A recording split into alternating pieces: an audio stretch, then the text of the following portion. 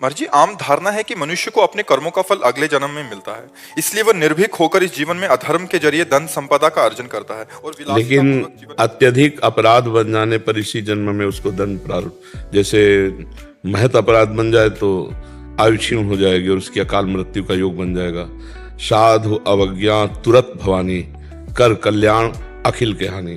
छोटे मोटे अपराध तो ठीक है, लेकिन अगर महत अपराध बन जाए तो तत्काल लागू हो जाएगा। नहीं, अत्यंत दुष्ट को गोली मार दी जाती है। न्यायालय तक पहुंचाने की बात पीछे होती है, पहले उसको गोली मारी जाती है। नहीं तो न्यायालय कानून के अनुसार फिर अपराधी को फांसी या सजा मिलती है। लेकिन अत्यंत दुष्ट जैसे आतंकवादी है, क्योंकि अगर उनको चांस मिला तो फिर उनको मृत्युदंड ही उनका सच्चा मार्जन है उनके अपराध का। तो जब महत अपराध बन जाता है तो फिर इसी जन्म में लागू हो जाता है। और साधारण अपराध बनते हैं शुभ अशुभ, तो वो उसके चलते रहते हैं, फिर भगवान देते हैं, क्योंकि अनंत जन्मों का हिसाब किताब है। तो हमें लगता है कि इस कानून को ऐसा ना समझा जाए कि गलत है। नहीं, हमारी भारतीय संविधान में भी देखो, सबको तुरंत दंड मिल जाता है क्या? 10-10 वर्ष मुकदमा चलता रहता है, जबकि एक प्रदेश एक देश और अनंत ब्रह्मांडों का हिसाब किताब अगर एक जन्म के बाद, तो फिर कोई आश्चर्य की बात नहीं है। कभी कभी 20-20 वर्ष हो जाते हैं मुकदमा चलते हुए, फिर उसे सजा होती है। तो इसलिए ये भागवतिक जो कानून है, उसे उसको इसी जन्म में अशांति, उद्विग्नता, भय, शोक, चिंता, मृत्यु, ये तो प्राप्त होते हैं। और परिणाम जो होता है वो फिर कई जन्मों तक, जैसे भीष्म जी कह रहे हैं, मुझे 100 जन्म तक याद है, मैंने ऐसा कोई पाप नहीं किया कि 6 महीना बाणों की शैया पर।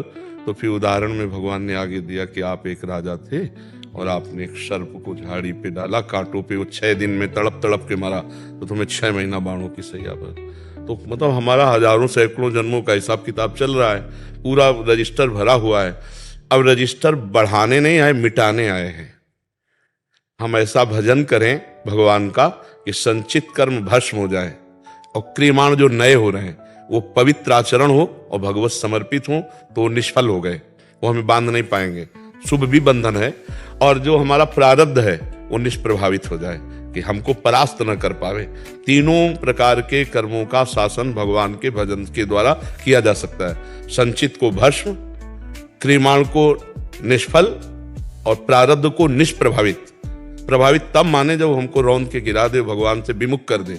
तो भगवान से विमुख कर दे, इतना बड़े प्रारब्ध की सामर्थ्य नहीं रह गई। तो हम ऐसा भजन करें कि विध्वंस कर दे संचित कर्म को और निष्फल कर दे क्रियमाण को और निष्प्रभावित कर दे। हम भगवान के अंश हैं, हम भगवान सच्चिदानंद के अंश हैं, और मनुष्य जन्म यही करने के लिए मिला है, केवल भोगने के लिए नहीं मिला।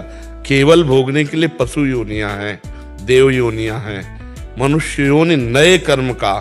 तो हम ऐसा भजन करें, ऐसा परोपकार करें, ऐसा परहित करें कि हमारा मंगल हो जाए। इसी जन्म में हम इन 3 कर्मों से मुक्त हो जाएं, क्रियमाण, प्रारब्ध और संचित। तीनों से हम त्रिगुणात्मिका माया से मुक्त होकर भगवान को प्राप्त हो।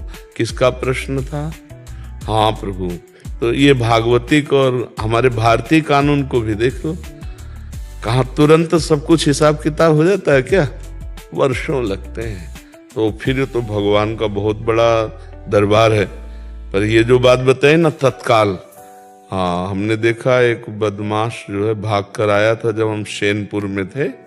बगीचे में बहुत बड़ा जंगल था, उसमें उसकी हालत ये थी 5 मिनट चैन से बैठ नहीं सकता। तब तक रुका क्यों? बस मतलब भयभीत, अशांत, उद्विग्न, विषाद युक्त। तो ये कर्म का ही तो फल है ना, कि चैन नहीं है, शांति नहीं है, हर समय भय लगा, कहीं से भी कोई आ सकता है, पुलिस आ सकती है, या उसकी पार्टी में विरोध हो गया था, हमारी पार्टी का ही कोई हमें मार दे, बड़ा भय, बड़ा भय। तो मनुष्य जन्म मिला है निर्भय होने के लिए, निश्चिंत होने के लिए, निशोक होने के लिए। ये होगा भगवान की शरण में। भगवान की शरण में जो शभीत आया आवा शरणाई, रखियों ताई प्राण की नहीं भगवान करें। जैसे प्राणों की रक्षा हम अपने लोग करते हैं, ऐसे भगवान हमको अपने प्राणों की तरह रक्षा करते हैं यदि हम भगवान की शरण में हो जाए। तो निर्भय होकर कोई पाप तो नहीं कर सकता ज्यादा दिन, भयभीत, शोक मगन, चिंता और ये सब। और जब पाप बढ़ गया तो किसी के मारने की जरूरत नहीं, वो अपनी भी मौत मर जाता है, बहुत दुर्गति होती है। अवश्य में वो भोक्तव्यम कृतम कर्म शुभा अशुभम, शुभ अशुभ। ऐसा नहीं है कि कोई गलत करने वाला सजा बना रहे कि क्या श्रृंगार है घर और परिवार सब सुसज्जित, ऐसा नहीं। मिटिया मेट होते हुए देखा है और आप लोग भी देखते हो, थोड़े दिन चलता है, थोड़े दिन पुण्य जब तक रहेंगे ना तब तक चलेगा, इसके बाद मिटिया मिट हो जाएगा। मंदोदरी रावण की छाती कूट के ऐसी कहती कि प्रीतम जब तुम चलते थे तो धरती कांपती थी और राम विमुख असहाल तुम्हारा, रहा न कोकुल रोव निहारा। प्रत्यक्ष दिखा देते हैं भगवान, पाप कर्म करने वाला अंत तो गत्वा विनाश को ही प्राप्त होता है।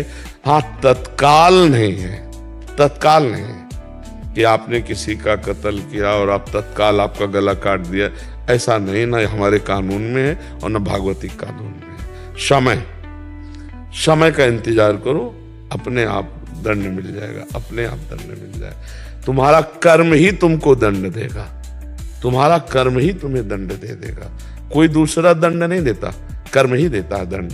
किसी की खोपड़ी में, तुम्हारी खोपड़ी में बैठ जाएगा, तुम्हारी खोपड़ी में बैठ के तुम्हारे हाथ से तुमको जहर खवा देगा, तुम्हारे हाथ से तुमको पंखे में लटका देगा, तुम्हारे हाथ से गोली शूट करवा देगा। कर्म बलवान है, इसलिए ऐसा ना मानना चाहिए कि बाद में देखा जाएगा, देखने लायक नहीं रहोगे, ऐसा दंड आता है देखने लायक नहीं रहोगे। सच्ची कहते हैं पाप से डरो, वो जब फलीभूत होता है ना तो अच्छे अच्छों के, भगवत प्राप्त संतों के शरीर में भी प्रारब्ध अपना प्रभाव दिखाना चाहता है। रामकृष्ण परमहंस जी के गले में कैंसर, बड़े बड़े महापुरुषों के कर्म अवश्य भोगना पड़ता है। इसीलिए कोई ऐसा ना समझो कि हमने जो कर्म किया उसका फल नहीं मिलेगा। अगर कहीं डिलीट कर सकते हो तो एकमात्र भगवान का भजन है, दूसरा कोई उपाय नहीं।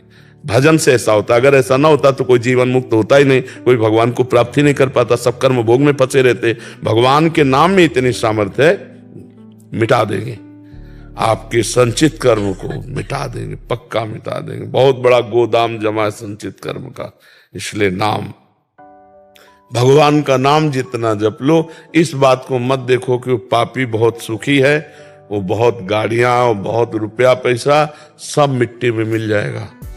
अब आप अविनाशी हैं नहीं कि आप देख सको, शरीर विनाशी है, दृष्टि प्राकृतिक है, नहीं बिल्कुल मिटिया में दिखाई देता है। एक दो नहीं, कई उदाहरण हमने देखे, कई उदाहरण देखे। इसी जन्म में जहां ताज बांध करके चलते थे, दुखिया को न सताइए दुखिया देगा रोए, और जब दुखिया के मुखिया सुने तब तेरी गति क्या, मिट्टी में मिल गए। इसलिए बहुत कर्म किसी को बख्शता नहीं है, इसलिए मत सोचो कि हमारा पाप कर्म कोई जान नहीं पाया, जान नहीं पाया, लेकिन सरकारी बैंक में जमा ब्याज सहित मिलेगा तुम्हें।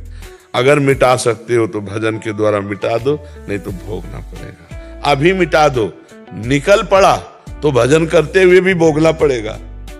ये भी बात है, पूर्व का जैसे बाण छूट गया वो तो लगेगा कि जो तूड़ीर में उसे भस्म कर सकते हो, तो जो संचित कर्म है वो तो भस्म हो जाएंगे, लेकिन जो प्रारब्ध बन के आ गया, अगर भजन में चित्त लगाए तो प्रभाव कम रहेगा, पर शरीर में रहेगा उसका प्रभाव। आप समझ पाए प्रभु? रमेश जी नोएडा से।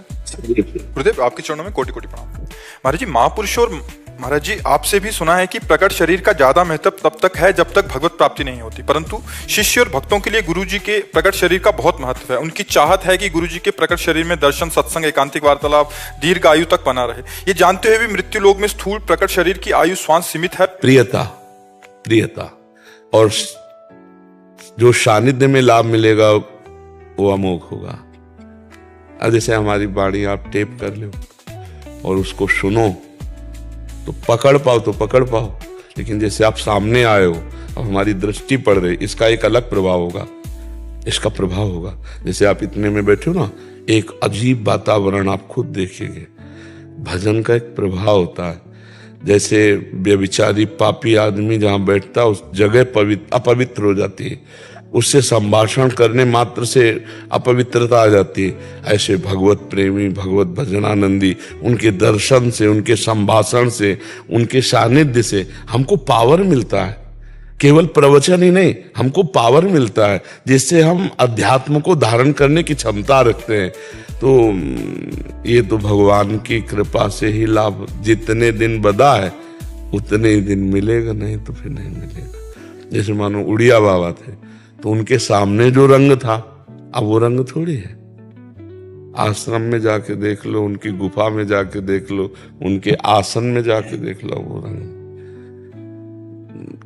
चिड़िया उड़ गया तो फिर पिंजड़े का कोई बात तो थोड़ी रह जाता। तो ये तो यही लाभ लेना है। प्रगट में जितने दिन है हमको इतना पक्का हो जाना है कि हमें माया